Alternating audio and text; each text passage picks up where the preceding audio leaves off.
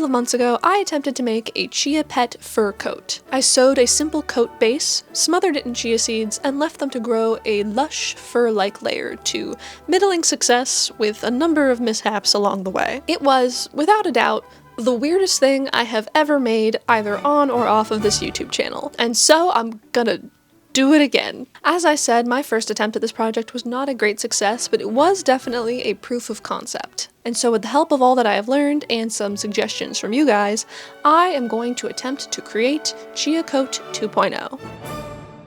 Okay, so I am finally ready to reattempt this whole chia coat thing. And this go around, I want to do some more in-depth testing and try out a bunch of different variables. The first thing that I want to test is different fiber contents of the fabric. In the first coat, I used two different kinds of fabric because I didn't have very much of either. I used a cotton and a bamboo rayon. The cotton worked a lot better because it absorbed more moisture and held onto it, so the plants were able to get water more consistently, whereas the rayon was a lot thinner and lighter and dried out a lot quicker. So the first material I want to test in this is cotton, kind of as a control since I know generally how it behaves, but I want to test two different cotton fabrics, a light one and a dark one. On the first coat you were definitely able to see through the sprouts and see some of the fabric underneath, so I want to also try a dark colored fabric to see if that looks any better. A couple people in the comments of that video suggested using a like terracotta colored fabric similar to an actual chia pet, and I think that would be really cool. However, I would have to buy new fabric for this, and I just feels really wasteful to buy fabric for a project purely for an aesthetic reason, and then that fabric is going to end up getting thrown away because this is not a long-standing project. I mean, it's going to take a long time to do, but it's not going to exist for a long time once I'm finished growing the coat. The first coat got pretty gross by the end, so it's not something I want to hold on to. This is more of an ephemeral art piece. So no terracotta colored fabric, but I will be using a white cotton and a very dark cotton that I happen to have on hand. Several people in the comments on that first video also suggested using wool fabric because wool is a very absorbent material and holds onto water. Another issue that I had in the original video was the sprouts peeling off of the fabric. So some people in the comments suggested using burlap. It's a very textured fabric with a really open weave, so theoretically the roots of the sprouts can grab onto it a lot easier and the sprouts will stay on the fabric better. I do worry that it will dry out pretty quickly since it is such an open weave fabric. Also, I hate burlap so much. I will test out burlap, see how it works. I won't be happy about it, but I'll test it. So those are the four fabrics that I want to test out: the light cotton, the dark cotton, the wool, and the burlap. So my plan is to cut 4-inch squares of each of those. But there are a few other variables I want to try out based on some more suggestions from the comments of that original video. To help keep the seeds in place on the fabric, someone suggested using a layer of mesh over top of the seeds, so the seeds are captured in between but the sprouts can still grow up through.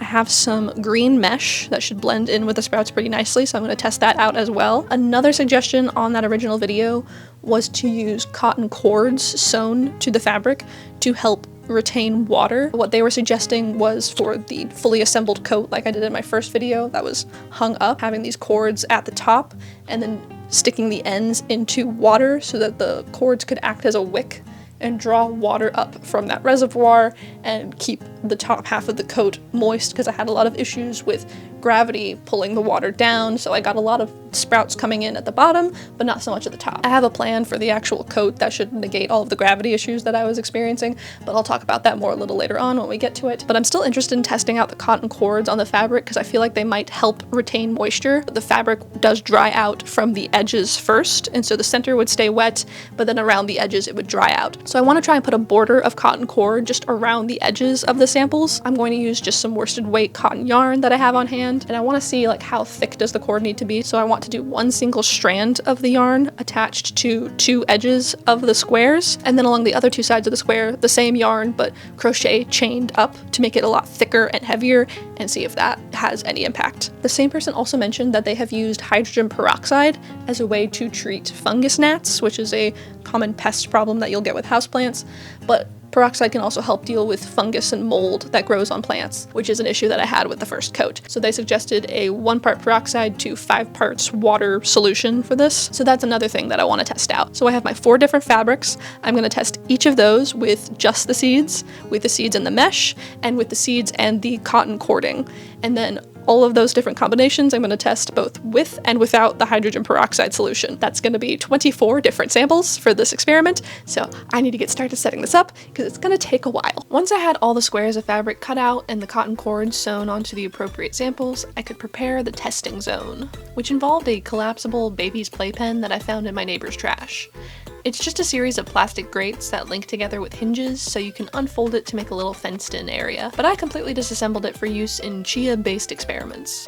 After my first attempt with the coat, I knew that for version 2.0, I wanted to keep the coat in pieces that I could lay flat to grow, but loose, floppy pieces of fabric covered in chia seeds would be difficult to move around and could be totally destroyed by a stiff breeze. Initially, I was planning on making frames out of wood and then stretching chicken wire or something similar across them to create a solid but breathable base to attach my fabric to, but then I came across the playpen, which was basically exactly what I needed but pre-assembled and free. I attached all the samples by just hand sewing them through the holes in the grates, and then I could apply my wet chia seed goop. When soaked in water, chia seeds create this clear, slimy goo which allows them to stick to almost anything, from terracotta animals to fabric. With all of my samples thoroughly gooped, I could mix up my hydrogen peroxide solution. I used 1 part peroxide to 5 parts water and applied it to the appropriate samples with a spray bottle after watering with the hose.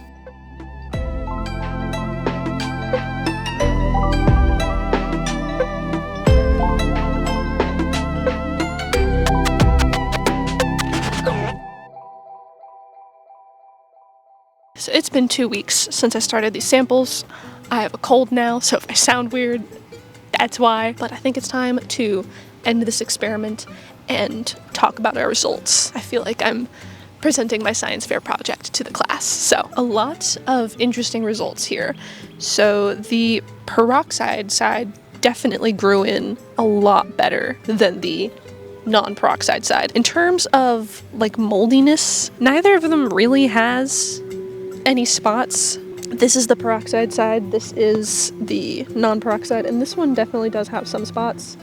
You can see it best on the white fabric because there's more contrast. And there's a little discoloration on some of the peroxide samples, but not as much, so I think the peroxide was a good call. It didn't seem to inhibit the growth. In fact, those grew a lot fuller than the non-peroxide. I don't think I'm gonna do the cotton wicks because they don't seem to have helped very much. Like the ones that got the regular water have basically no growth. There's a tiny bit on the light colored cotton and the other 3 have nothing. And then the peroxide ones, there is more growth and it is concentrated around the edges, which is what I thought would happen, but they're just not as full as the rest of them. One major flaw with this whole experiment is I didn't use a consistent amount of chia seeds for each sample, so some of them got a lot more and some of them got a lot less. And I think the density of the seeds really impacts how well they grow in. I think if they're like really packed in there, they hold in more moisture, and so they're able to sprout a lot quicker.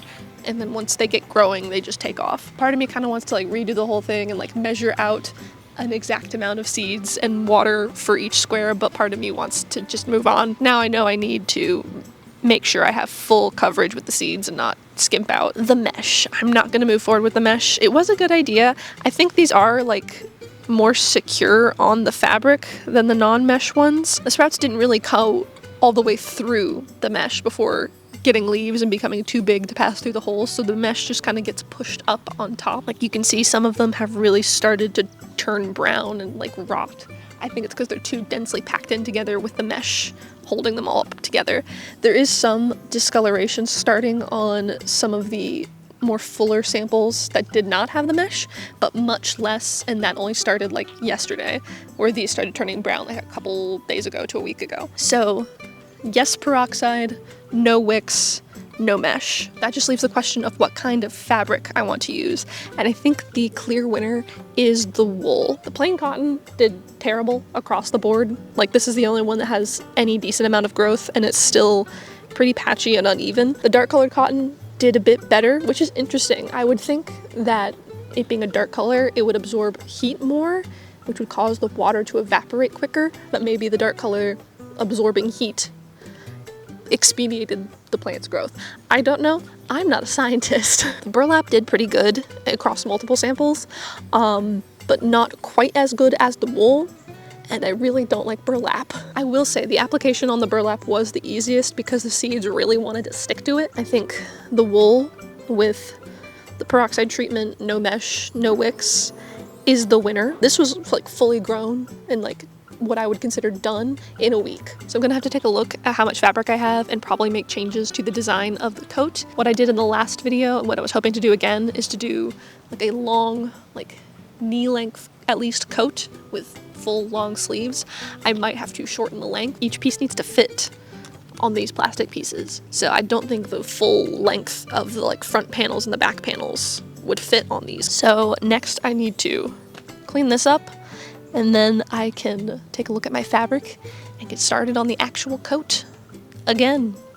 I used the lining I had made for the previous coat as the base for my pattern. This was a fully separate layer made out of quilting cotton that I had made to have as a barrier between me and the coat. After ripping all the seams apart and giving all the pieces a good press, I laid each piece out on one of the plastic frames and trimmed them down to fit. My plan was to keep all of the panels of the coat, the fronts, the back, and the sleeves, separate so that they could be laid out flat as the sprouts grow. With the first version of the coat, I put the seeds onto a fully assembled coat base and let the sprouts grow with the coat hanging vertically.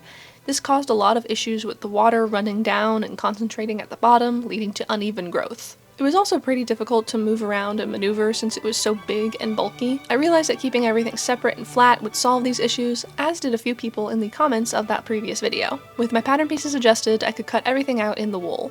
I was using this beige mid-weight suiting that I had on hand, and there was just barely enough material to eke out all of the pieces that I needed, with only a little bit of piecing for one of the sleeves. Now I didn't need to stitch all of the pattern pieces together yet since I'm keeping them separate, but it's going to be pretty difficult to get all of this through the sewing machine once the sprouts have grown in, so I need to find another way to assemble this coat. I considered doing Velcro or snaps or hooks and eyes, but ultimately I settled on lacing loops as my solution.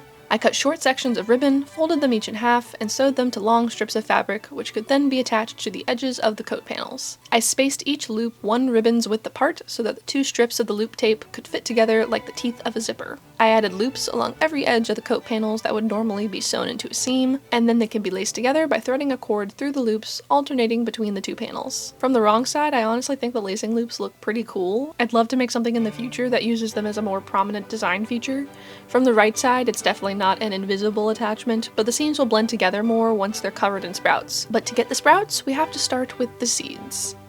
Okay, it is time for the goopening. I have all of my supplies here. I've got my coat pieces, I've got the gate pieces that I'm going to be securing them onto. I'm going to be putting the seeds on with the pieces off of the plastic frames, because with the samples I found that when I would spread the seeds on, they would kind of take the shape of the pattern on the gate and only fill in where the openings were, and then there would be empty space where the kind of cross-hatched lines were. So I'm going to be putting the seeds on with them on a flat surface. I've got my coat pieces, I've got my seeds, I've got a bucket of water down here on the ground, I've got various implements of destruction to apply the seeds. I don't know if I have enough seeds. I didn't realize how low this was getting. There might be a trip to the store at some point here. There's only one way to find out, so it's time to get goopy. Call me Gwyneth Paltrow, because I got goop. After a brief wasp nest discovery interlude and subsequent location change, I got started applying the chia seeds. I worked in small batches, mixing just half a cup of water with a quarter cup of seeds at a time. The longer the seeds sit in the water, the thicker the goop becomes, and the harder it gets to spread. You can thin it out again by adding more water, but it's difficult to get the exact same texture, which will lead to a different density of the seeds on the fabric. If the goop is too watery, the seeds will be really spread out, meaning patchy sprouts or no sprouts at all, since as I found with my first attempt, and again with the samples, if the seeds aren't packed tightly together, they don't hold moisture very well. Smaller batches get used up quickly, so the seeds don't soak for long enough to start setting up. To get a full, even coat, I would glop on some seeds with a rubber spatula, then use a bench scraper to spread them all out. Sort of like frosting a cake, but very flat and bad tasting and kind of not nice to look at this point. After coating each panel, I would let them dry out a bit and then go back and fill in any spots I'd missed. Once all the panels were done, I let them dry out even more, then rehydrated them to just the right level of flexibility before basting them all onto the plastic panels. The panels I found could also be stacked on top of each other without anything touching the seeds,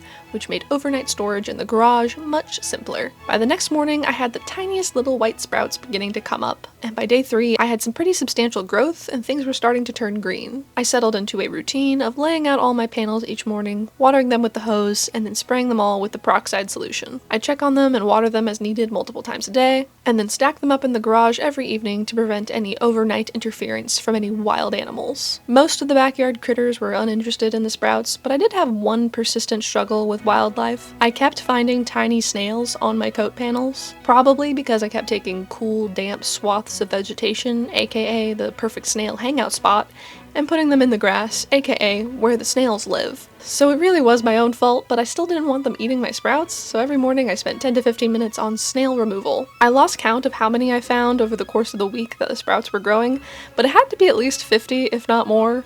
In that week I also found 1 slug, 2 beetles, and a very confused moth. Gastropods aside, the sprouts continued to grow consistently and with no unexpected plot twists. And then I dropped it.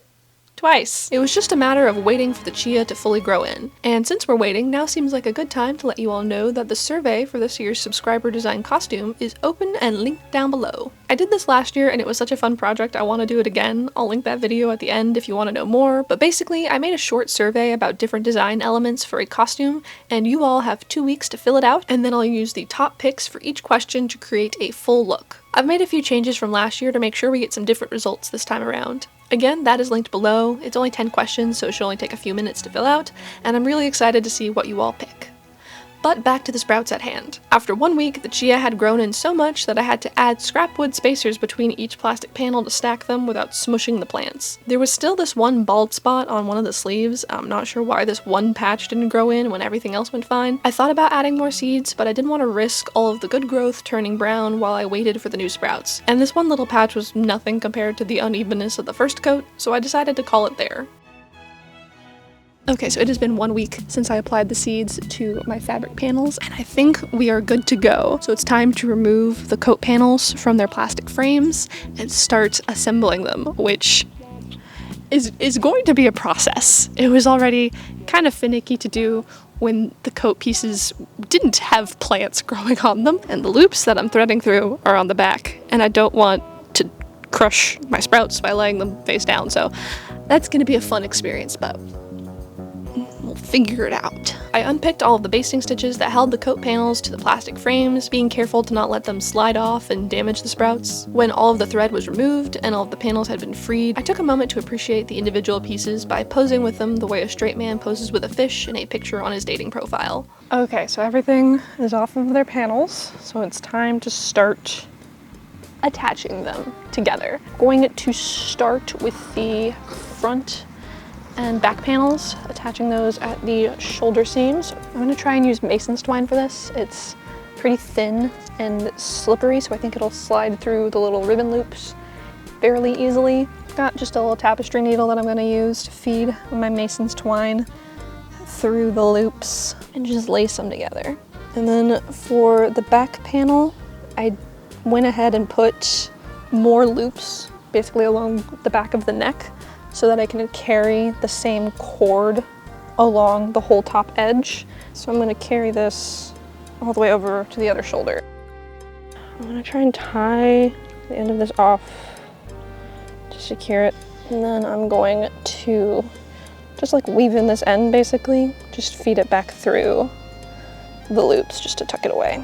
With the shoulder seams secured, I followed the same process to attach the sleeves, and then it was time to close the side seams. If I did that working flat on the ground like I had been, either the front or the back of the coat would have to be face down, which would crush the sprouts. So instead, I slid a broom handle under the sleeves and then attached a coat hanger to that using some Velcro cable wraps so that I could lift the coat and hang it up with the arms sticking straight out. Then I could lace up the side seams from the bottom hem to the cuffs, finishing the assembly. Then I grabbed my cotton lining, which I definitely didn't forget to sew together until the last minute, even though I had a whole week to do it, and I was ready to try on the new and improved chia fur coat.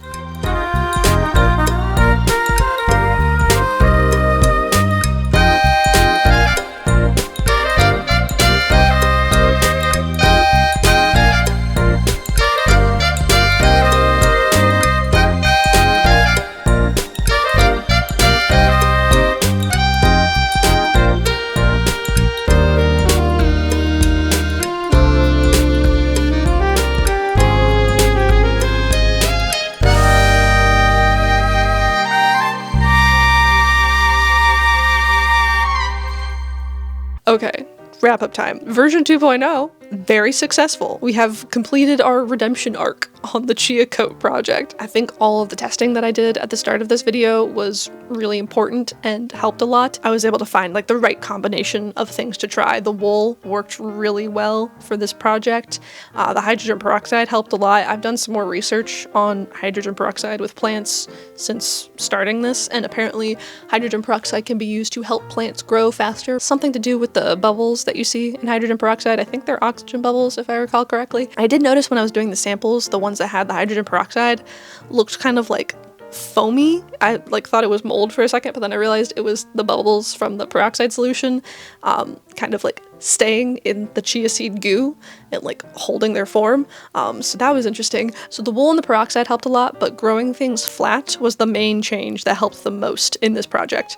It made things so much simpler in terms of like moving things around and storing them, and it really helped to even out the growth. The plastic panels that I used did limit the size of the coats. Like I couldn't do pieces that were bigger than the panels. I would have liked to have made a longer coat like I did in the last video, sort of like a duster length, and made the sleeves a bit looser. They were a little bit tight for the style of coat that I did. I could have done like multiple pieces for each part of the coat, like done the front as like the top half and then a bottom half on separate panels and then had those laced together, but I was also limited in the amount of fabric that I had and I didn't want to buy more for this project, so would have liked to have made a bigger, more voluminous coat, but what I ended up with was perfectly fine. The only other issue that I had was the sprouts starting to wilt a little bit once the coat was fully assembled.